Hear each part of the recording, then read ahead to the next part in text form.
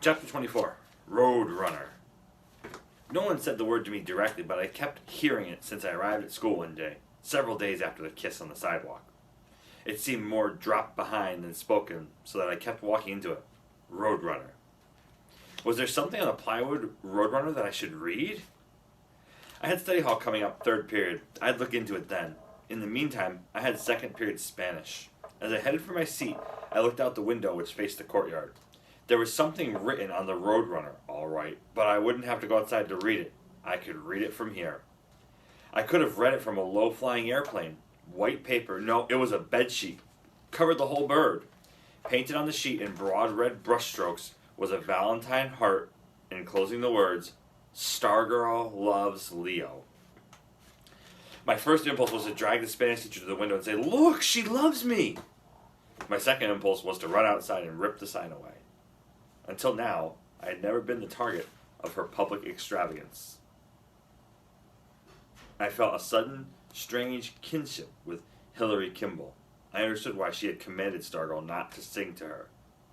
I felt spotlighted on a bare stage. I couldn't concentrate on my schoolwork or anything else. I was a mess.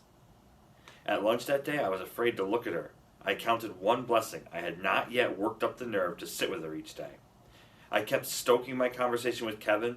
I felt her presence, her eyes, 3 tables to my left. I knew she was sitting there with Dory Dilson, the only friend who had not deserted her. I felt the faint tug of her gaze on the back of my neck, ignoring my wishes. My head turned on its own, and there she was, smiling to beat the band, waving grandly, and horrors, blowing me a kiss. I snapped my head back and dragged Kevin out of the lunchroom. When I finally dared to look again at the courtyard, I found that someone had torn the sign away. Thumbtacks at the corners pinned 4 white scraps of bedsheet to the plywood. I managed to avoid her by taking different routes between classes, but she found me after school, came shouting after me as I tried to slink away, "Leo, Leo!" She ran up to me, breathless, bursting, her eyes sparkling in the sun. "Did you see it?" I nodded. I kept walking. "Well?" She was hopping beside me, punching my shoulder. "What do you think?" What could I say? I didn't want to hurt her feelings. I just shrugged. "Wow, that impressed, huh?" She was mocking me. She reached into her bag and pulled out her rat. "Maybe he's shy, Cinnamon. Maybe he'll tell you how thrilled he was to see the sign." She set him on my shoulder. I yelped. I swept the rat off and sent him flying to the ground. She scooped him up and stroked him, all the while staring at me dumbstruck. I could not face her. I turned and walked on alone. She called, "I guess you don't want to hear me practice my speech, huh?" I did not answer. I did not look back. The next day I faced the full impact of the sign.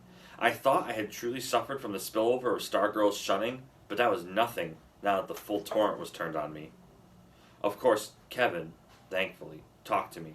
So did a few other friends, but the rest was silence. A second desert imposed upon the one I already lived in, where high was as rare as rain. I came to the courtyard in the morning before opening bell, and all I saw were backs of heads. People shouldered past me, calling others. Doors closed in my face. There was laughter. There was fun.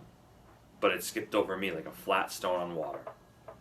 One morning as I was running a teacher's errand, I saw someone named Renshaw walking across the courtyard. I barely knew the kid, but we were the only 2 in the courtyard at the moment, and I had to speak. I had to, so to speak, touch the stove that I knew was hot. "Renshaw!" I called. There was no other voice but mine. "Renshaw!" He never turned, never wavered, never slowed down. He kept walking away from me, opened the door, and was gone. "So what?" I kept telling myself. "What do you care? You never speak to each other. What's Renshaw to you?" But I did care. I couldn't help myself from caring. At that moment, there was nothing more I wanted in the world than a nod from Renshaw. I prayed that the door would burst open and he would be there saying, "Sorry, Borlock, I wasn't listening. What do you want?" But the door stayed closed, and I knew what it felt like to be invisible.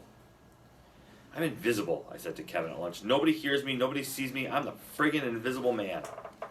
Kevin just looked at his lunch and wagged his head. "How long is it going to go on?" I demanded. He shrugged. "What did I do?" My voice was louder than I intended. He chewed. He stared. At last he said, You know what you did. I stared at him like he was crazy. I badgered him some more, but of course he was perfectly right. I knew exactly what I had done. I had linked myself to an unpopular person. That was my crime.